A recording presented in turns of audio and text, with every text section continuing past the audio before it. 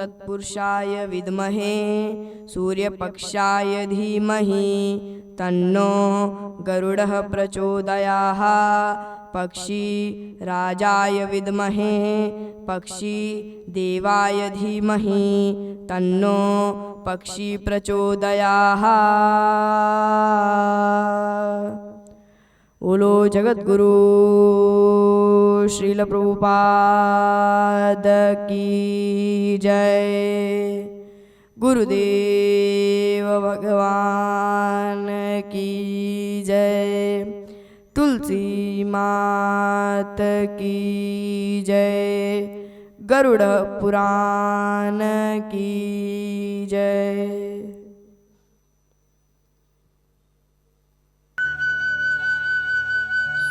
हरे कृष्ण भक्तों, कैसे आप सभी? मेरी आशा है आप सभी भक्त वृंद अच्छे होंगे, स्वस्थ होंगे और आप सभी भक्त वृंद देश विदेश से आधुनिक उपकरणों के माध्यम से इस कथा का श्रवण कर रहे हैं। इसीलिए आप सभी भक्त वृंदों को बहुत बहुत धन्यवाद।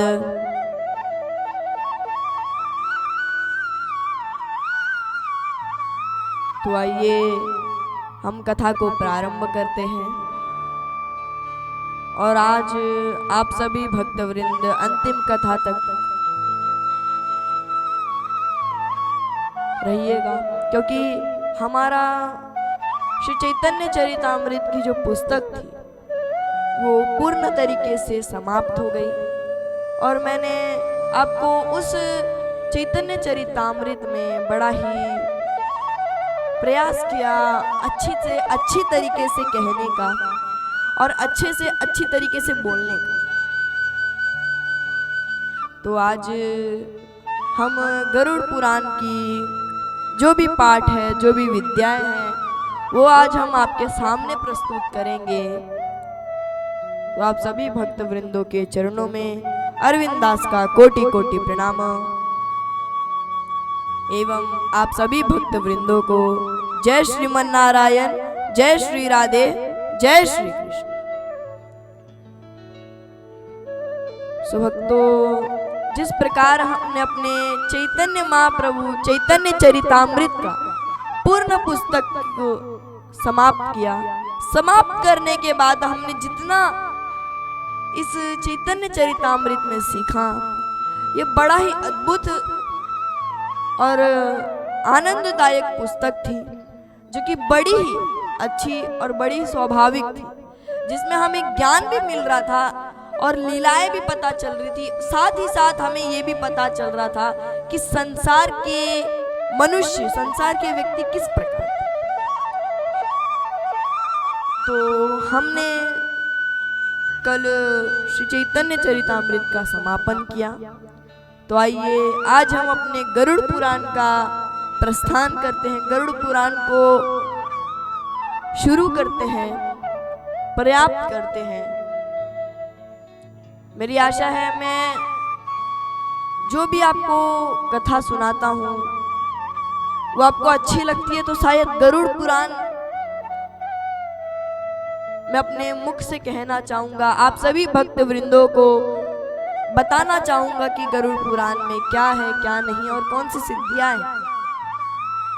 तो इसीलिए आप सभी भक्त वृंद गरुड़ पुराण के हर एक कथा में अंतिम तक बने रहे और गरुड़ पुराण को सुनने का लाभ कोई छोटी मोटी साधन नहीं है, क्योंकि इसे सुनने का लाभ बड़ा ही उत्तेजित और तेजित मूल्य है। ये स्वयं श्री कृष्ण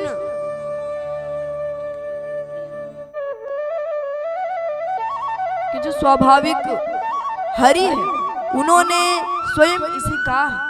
स्वयं विष्णु भगवान ने इसे कहा कि गरुड़ जो इस कथा को सुनता है वो कोई सामान्य मनुष्य नहीं रहता, क्योंकि मृत्यु होने के बाद, मृत्यु होने से पहले अगर वो गरुड़ पुराण सुनता है तो उसे मोक्ष की गति प्राप्त, क्योंकि उसे तब मृत्यु के बारे में बड़ा ही ज्ञात और ज्ञान की प्राप्ति होती, जिस कारण ये जो कार्य है, ये जो गरुड़ पुराण के बारे में अनेकों सिद्धियां हैं, ये कोई छोटी मोटी साधन नहीं है। इसलिए गरुड़ पुराण जो सुनता है और जो दूसरे को सुनाता है वो भी महान पुरुष है। इसलिए आप सभी इस गरुड़ पुराण को सुने और खुद सुनकर अपने आसपास के लोगों को, आसपास के पड़ोसियों को या आसपास के मित्रों को या अपने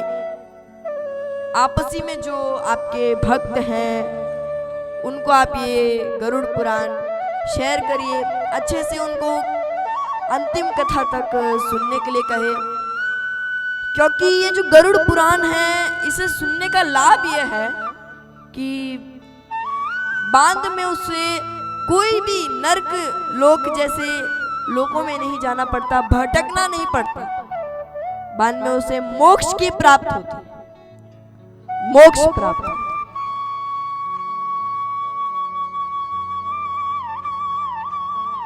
तो इससे सुनने का लाभ कोई साधारण मूल्य नहीं। इसलिए आप सभी अपने सारे दोस्तों, सारे मित्रों, सारे आर्ट्स पड़ोसियों के साथ इस कथा को सुने।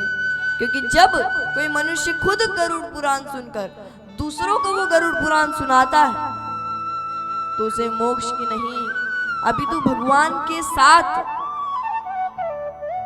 अगर उसने ज्यादा ही कुछ पुण्य किए और साथ ही साथ उसने गरुड़ पुराण अपने आसपास के लोगों को सुनाया है तो उसे स्वयं गौलोक की प्राप्ति। तो इसीलिए मेरी ये विनती है कि आप सभी इस गरुड़ पुराण को पूर्ण तरीके से सुने, समझे और इस गरुड़ पुराण में जितनी भी स्रोत है उसे आप धैर्य से सुने और अपने आसपास जितने भी लोग हैं उसे भी सुनाएं। तो आइए आज हम अपने गरुड़ पुराण को पूर्ण करते हैं और प्रारंभ करते हैं। तो गरुड़ पुराण में पहले तो वर्णन आता है कि पापियों, जो पापी होते हैं, जो पापी मनुष्य होते हैं, वो एक्चुअली में करते क्या है, उनका कार्य क्या है, वो किस प्रकार से अपने भक्ति को और भी ज्यादा प्रज्वलित करते हैं, अपने आप में ही सबसे ज्यादा और अपने भौतिक जीवन में क्या क्या। पापी किसे कहा जाता है? जो पाप करते हैं। आप सबके मन में यही आया होगा, पापी किसे कहते हैं? जो पाप करते हैं। किस प्रकार का पाप? किस प्रकार का? तो जब हम किसी प्रकार के पाप को सुनते हैं कि हाँ पापी मनुष्य कुछ पाप किया होगा, किसी मनुष्य को दुख दिया होगा, वो मनुष्य पापी है। मगर पापी वो नहीं है, पापी हम लोग। क्योंकि आजकल के मनुष्य एक तरफ से पापी, एक तरफ से पाप के धारा में चल रहे हैं, मगर उन्हें लगता है कि एक दो दिन मंदिर चला गए, एक दो दिन पूजा पाठ कर लिए, फिर संडे आया, फिर संडे को मांस मटन इत्यादि को ग्रहण कर लिया। गरुड़ पुराण बनाया इसलिए था कि उसे सुनकर हमें अपने इस पापों से मुक्ति मिले और हम इस पाप को छोड़कर पुण्य की तरफ बढ़े, पुण्य की ओर बढ़े।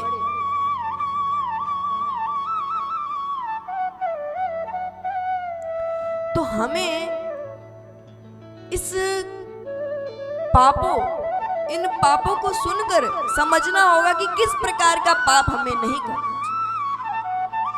और यहाँ पर यमदूत पापियों के साथ क्या करते हैं? जब भगवान विष्णु ने गरुड़ से पूछा कि गरुड़ पापी कौन होते हैं, तो गरुड़ ने वही सेम आंसर दिया जो हमारे मन में आता है कि पापियों यानी पापी लोग जो पाप करते हैं।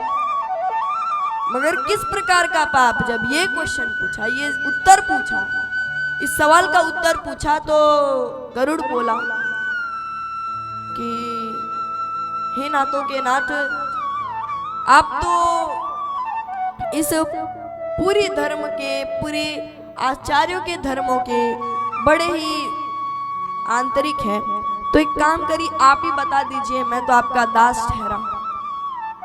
तब भगवान विष्णु कहते हैं कि जो ये पापी मनुष्य होते हैं, ये पाप तो करते ही हैं, मगर उस प्रकार का पाप, जिस प्रकार का पाप हमें करना नहीं चाहिए।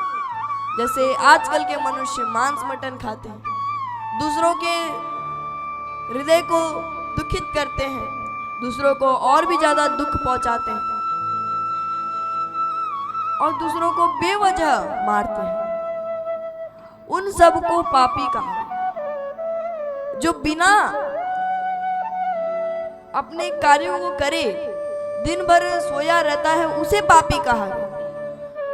जो भगवान की भक्ति करता है वो तो अच्छी बात है, मगर भगवान की भक्ति करते करते अगर वो मनुष्य मांस इत्यादि को ग्रहण करता है तो वो महापाप।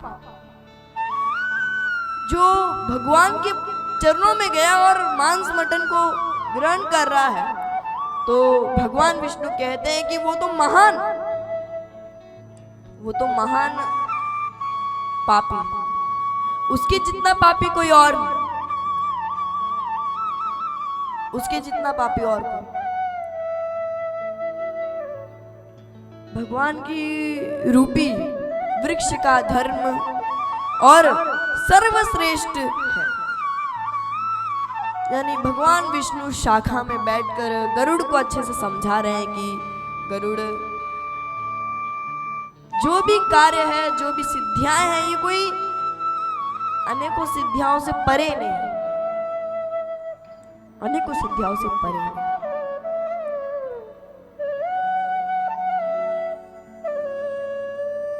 यहाँ पर भगवान विष्णु कहते हैं कि जो ये यज्ञ है, ये यज्ञ पुष्प के समान है। जैसे अगर भगवान को पुष्प चढ़ाया जाए तो यज्ञ, जब हम यज्ञ करते हैं तो वो पुष्प के समान होता है, पुष्प के समान।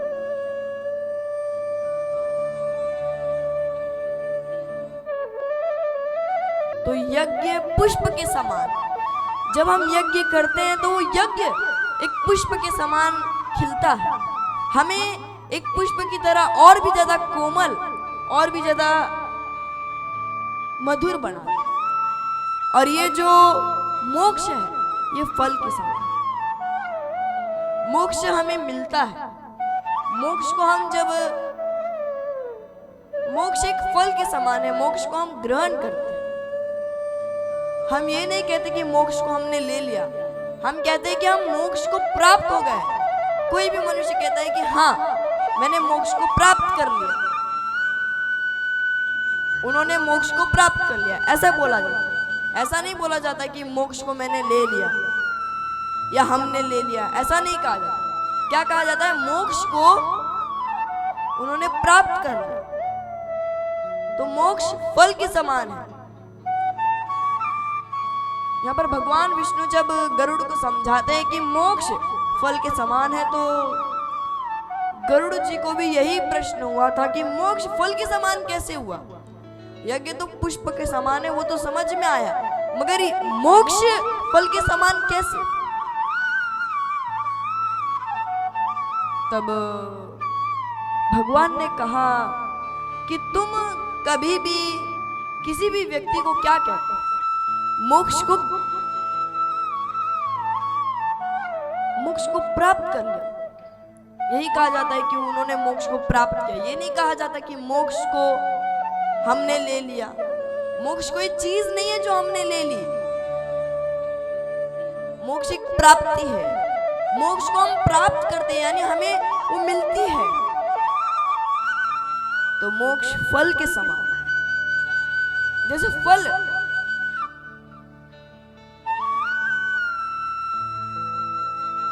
फल को हम अगर लेना चाहे तो हमें पेड़ के ऊपर जो फल लटका होता है उसे निकालने के लिए मेहनत तो लगती है। पेड़ पे चढ़ना पड़ता है, पेड़ पे चढ़ने के बाद टहनी पे चढ़ना पड़ता है, टहनी के चढ़ने के बाद थोड़ा डर होता है कि टहनी टूटकर गिर ना जाए। फिर फल निकालते हैं, फल तोड़ते हैं, फिर हम कहते हैं कि हाँ फल हमें मिल गए, फल की प्राप्ति हो गई। तो ये जो मोक्ष है ये मोक्ष फल के समान है और यज्ञ पुष्प के समान। तभी गरुड़ भगवान श्री विष्णु के चरणों में नमस्कार करते हैं और भगवान विष्णु गरुड़ को उठाकर एक जगह बैठाकर अपने सम्मुख बैठाकर समझाते हैं कि हे गरुड़, ये जो संसार है ये संसार एक 5 तत्वों से बना है, जल, अग्नि, वायु और आकाश।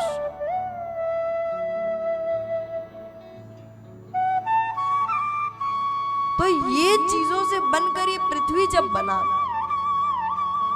तो पृथ्वी में जितने मनुष्य हैं वो भी उसी चीज से बने,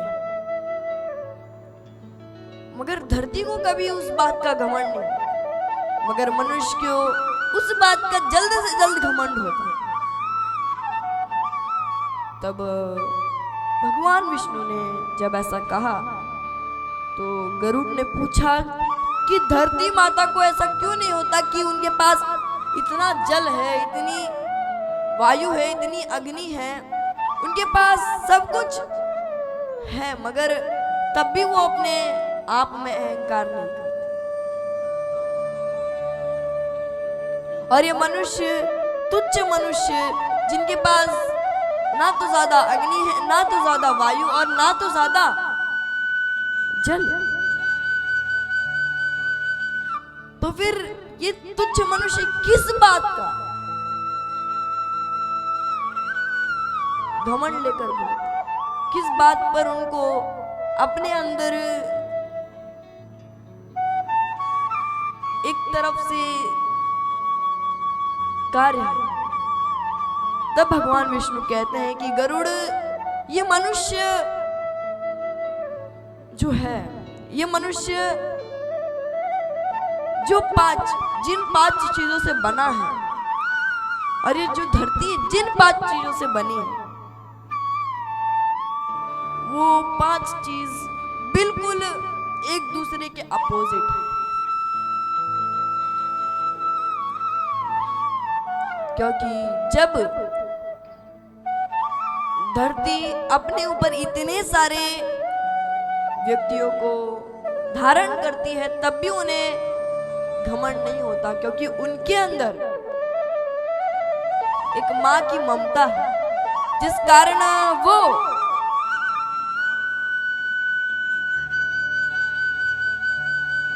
उनके अंदर एक अहंकार नहीं आता। मगर ये जो मनुष्य है,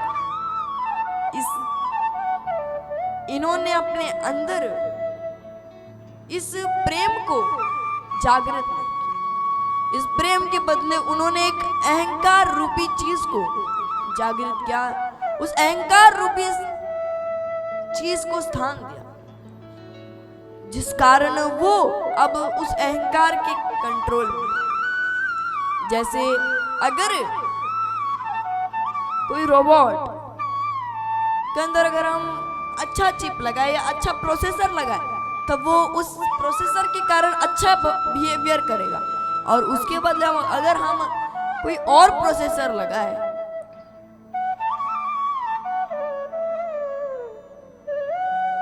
या उसके अंदर एक बैड प्रोसेसर लगाए जो कि दूसरों से बुरा बिहेवियर करे, यानी व्यवहार करे, तो वो प्रोसेसर के कारण वो रोबोट भी दूसरों से अच्छे से बिहेवियर नहीं करेगा, दूसरों से अच्छा व्यवहार नहीं करेगा। मगर उसका ही अपोजिट यानी उसका ही उल्टा अगर हम उसके अंदर अच्छा चिप लगाए अच्छा चिपसेट लगा, अच्छा प्रोसेसर लगा, तो सबके साथ अच्छा बिहेव करेगा, सबके साथ अच्छा व्यवहार करेगा, क्योंकि अब वो उस प्रोसेसर के कारण।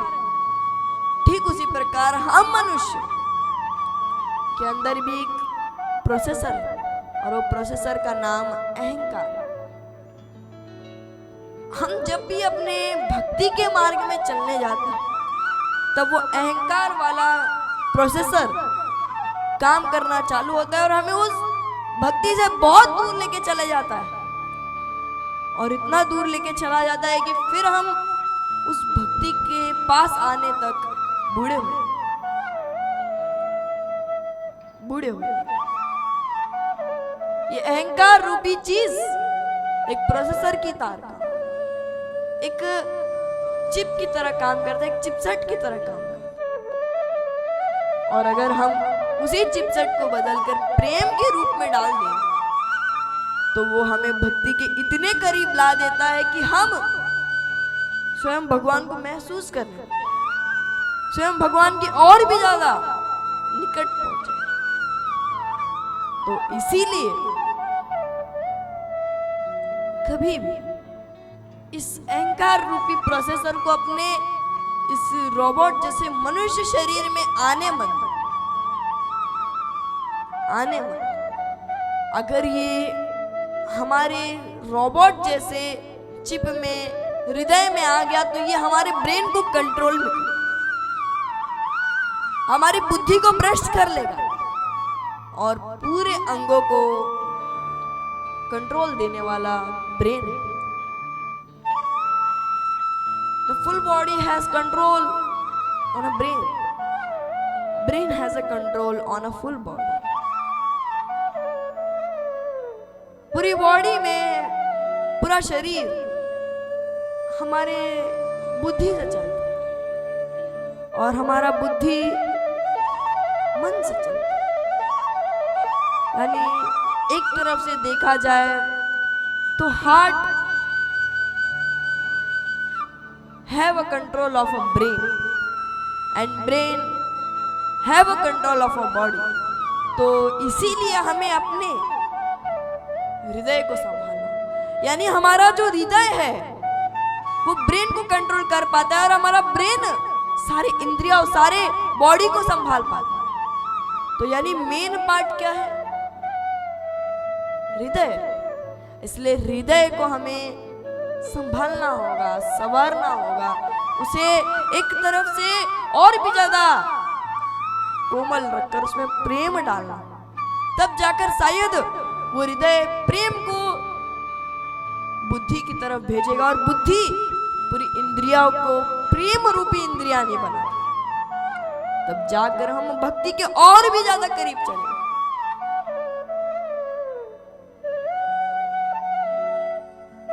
इसीलिए भगवान विष्णु कहते हैं, इस धरती में अहंकार इसलिए नहीं क्योंकि इसके अंदर प्रेम भरा है, ममता भरी है, और इस मनुष्य के अंदर अहंकार रूपी जैसा चिप भर गया, जिस कारण ये मनुष्य को अहंकार आना शुरू हो गया कि हम ही सब कुछ है, हम ही सब कुछ कार्य करते हैं, ये वो हम ही सब कुछ है। और जो मनुष्य ये कहता है कि हम ही सब कुछ करते हैं, बाद में यमलोक में उसके साथ वही हो कि तुम ही सब कुछ करते हो, तो जाओ तुम ही जाकर वो जलते लावा में जाके कूदो। अब तुम सब कहते होगे कि आत्मा को कभी दुख नहीं होता, आत्मा को कुछ फीलिंग्स नहीं होती। अगर शरीर होता तो मानते कि हाँ उसे दर्द हो रहा है, दर्द महसूस हो रहा है, मगर जब हम मरते हैं, जब हमारी मृत्यु होती है, तब हमारी आत्मा बाहर निकलती है। तभी आत्मा को कैसे फील होता है कि हाँ हम जल रहे हैं, हमारे अंदर कष्ट हो रहा है। तो यहाँ पर भगवान विष्णु कहते हैं कि गरुड़, हाँ, इस मनुष्य शरीर में सिर्फ एक ही आत्मा नहीं, एक ही सोल नहीं है। There is no only one soul. एक ही सोल नहीं है, यानी एक ही आत्मा नहीं है। इस मनुष्य शरीर के अंदर 3 आत्मा है और उन 3 आत्माओं के बीच में जो सूक्ष्म आत्मा है, सूक्ष्म शरीर है, वो सूक्ष्म शरीर इस भक्ति के और भी ज्यादा करीब है। यानी ये सूक्ष्म शरीर जो है ना, ये हमारे स्वप्न में काम आता है। जब हम स्वप्न देखते हैं तो ये सूक्ष्म शरीर स्वप्न देखने के काम आता है कि अब हम लंदन पहुंच गए, अब हम ये पहुंच गए, वो तो हम सब स्वप्न में अपना एक शरीर पाते हैं, वो शरीर ही सूक्ष्म शरीर। और ये जो सूक्ष्म शरीर होता है, यही जो शरीर है, यही शरीर दंड पाया जाए, यही शरीर दंड पाता है और यमलोक जाया करता है। तो ये जो शरीर है, सूक्ष्म शरीर, यही शरीर दंड पाता है। तब गरुड़ ने कहा कि हे भगवान, हे विष्णु, हे हरि, तो फिर ये जो सूक्ष्म शरीर है,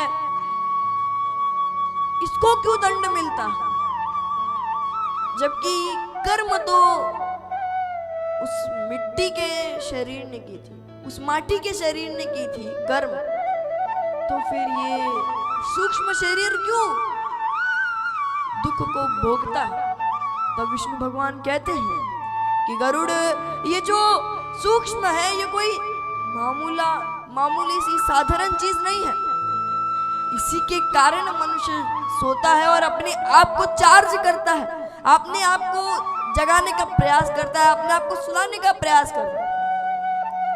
यानी एक तरफ से ये जो सूक्ष्म शरीर है, ये एक पावर की तरह, जैसे अगर हम फोन को स्विच ऑफ कर दे तो एक पावर बटन जो हमारे फोन के साइड में होता है, उसे हम जोर से क्लिक करते हैं, तब हमारा कोई भी फोन हो, या iOS हो या एंड्रॉयड हो, वो स्विच ऑफ हो जाता है। ठीक उसी प्रकार हमारा शरीर, जब हम सोते हैं तो हम अपने स्वप्न में चले जाते हैं और हमारा ये जो शरीर होता है, तब ये शरीर हमारे सूक्ष्म शरीर के साथ कोलैब होता है, यानी सूक्ष्म शरीर के साथ मिलता है। तब जाकर ये सूक्ष्म शरीर अपने इस माटी के शरीर को पावर ऑफ करता है।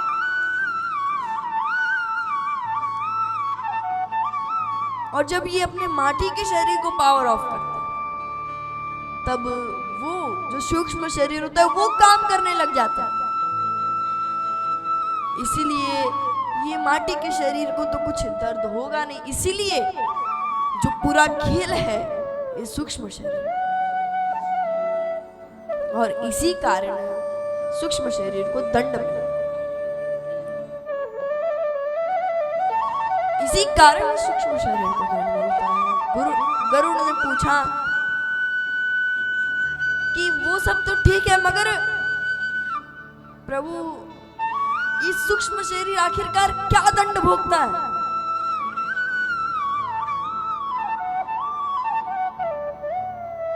तो देखो, जिस प्रकार ये सूक्ष्म शरीर है, इसीलिए सूक्ष्म शरीर को दंड मिलता है। और ये सूक्ष्म शरीर स्वप्न में जाकर जो मनुष्य दिन भर थकान में सोचता है कि इस कन्या से मेरी शादी हो जानी चाहिए, इस कन्या से मेरा विवाह हो जाना चाहिए, वही कार्य ये स्वप्न में कर देता है। यानी जो हम सोचते हैं, जो हम ज्ञात करते हैं पूरे दिनचर्या में, वही जाकर ये स्वप्न में दिखा देता है, और वही जाकर ये सूक्ष्म शरीर कार्य कर देता है। इसी कारण ये सूक्ष्म शरीर को दंड मिलता है। तब गरुड़ ने बोला कि हे हरि, ये सब तो ठीक है, मगर ये यमलोक में क्या होगा? क्या आखिरकार ये लोग यमलोक जाकर करेंगे क्या? तो भगवान विष्णु कहते हैं, यमलोक तो 6 प्रकार के। देखो गरुड़, जो मनुष्य थोड़ा कम पाप करते हैं, यानी एवरेज तक पाप करते हैं, उन्हें कम दंड मिलता है। जो उससे ज्यादा मिनिमम करते हैं, उन्हें और भी ज्यादा दंड मिलता है। जैसे अगर कोई एवरेज पाप करता है तो उसे कोड़े से मारे जाते हैं, जो कि जलते हुए कोड़े होते हैं। और जो उससे भी ज्यादा पाप करे होते हैं उन्हें तेल में फ्राई किया जाता है, क्योंकि उन्होंने तेल में फ्राई कर करके वो मांस को ग्रहण किया है। और सबसे पहली बात, जो मांस को ग्रहण करता है उसे तो स्पेशली जिस तेल में उसे पकाया जाता है वो तेल एक्चुअली में अग्नि, यानी वो तेल कोई नॉर्मल तेल नहीं होता।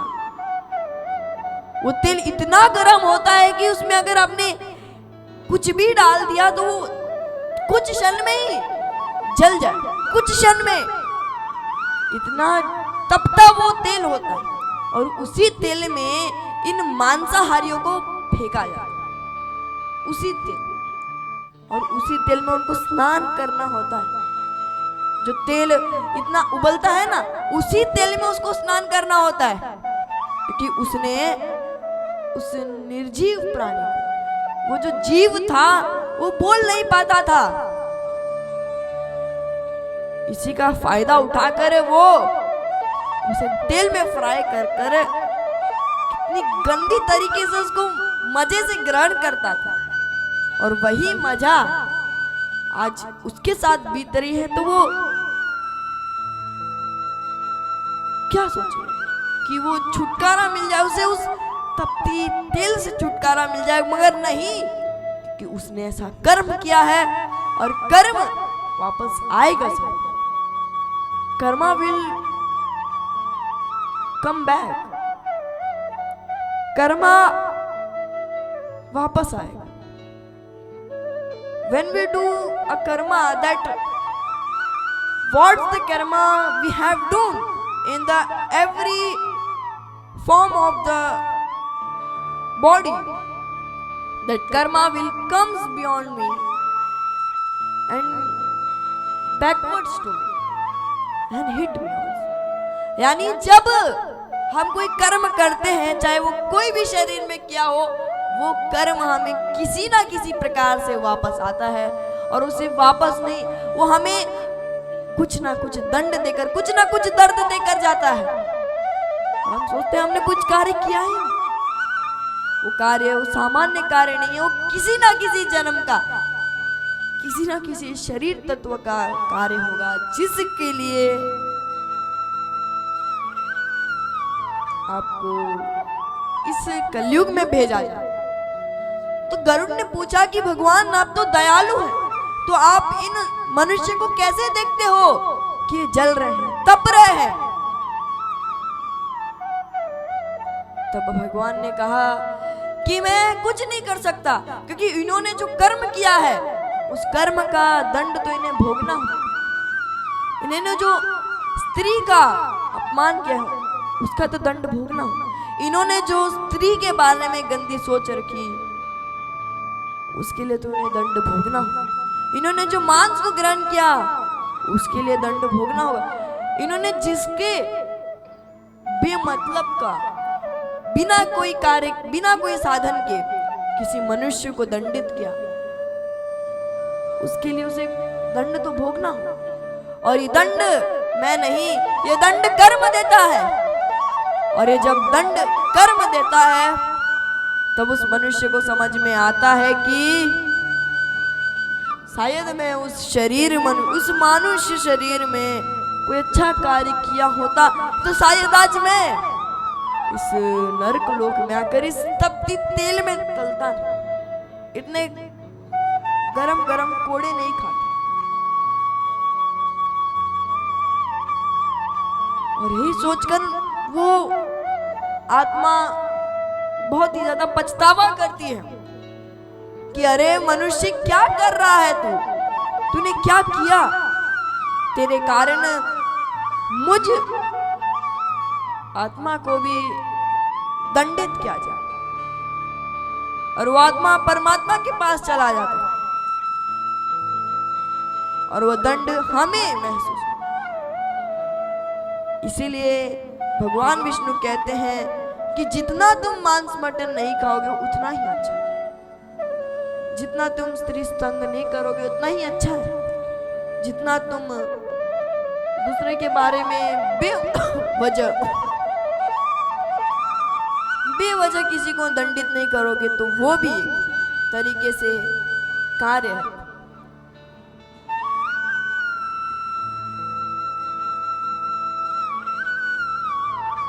बेवजह कोई दंडित कार्य नहीं, इसलिए बेवजह किसी भी मनुष्य को दंडित मत करो, किसी भी कार्य किसी भी मनुष्य को दंडित मत करो। भगवान विष्णु गरुड़ को बड़े ही प्यार से समझाते, बड़े ही लोभ से समझाते। तो यहाँ पर गरुड़ बड़ा ही प्रसन्न होता है, बड़ा ही खुश होता है। और यहाँ पर गरुड़ जितना प्रसन्न होता है उतना ही उसके अंदर विचार आया जाते हैं। और ये विचार मैं आप सभी को आगे की कथाओं में बताते जाऊंगा। और ये विचार सिर्फ विचार नहीं होंगे, इससे हमें ज्ञात होगा कि हम जो कर्म कर रहे हैं वो सही है या गलत। तो यहाँ पर गरुड़ अपने आंतरिक बुद्धि से सोच रहा है कि किस प्रकार मैं और भी ज्यादा भगवान विष्णु से आज समय निकाल कर जितना हो सके उतना प्रश्न पूछूं और अपने इस बुद्धि को निर्मल कर पाऊं। तो आप सभी भक्त वृंद भी अपनी बुद्धि को निर्मल करने के लिए इस गरुड़ पुराण को सुने। तो इसी बीच मैं अपनी वाणी को यहाँ पर विराम करता हूँ, अपनी कथा को यहाँ पर विराम करता हूँ। तो अगर मेरी वाणी से कोई त्रुटि हो गई हो या मेरे शब्दों से कोई त्रुटि हो गई हो तो इस नादान भक्त को आप सभी अपना छोटा भाई मानकर, छोटा बेटा मानकर क्षमा कर दीजिएगा। तो अगर आपको ये वीडियो अच्छा लगा हो तो please do like and subscribe. Thank you for watching this video. Hare Krishna Hari बोल। हरे कृष्णा।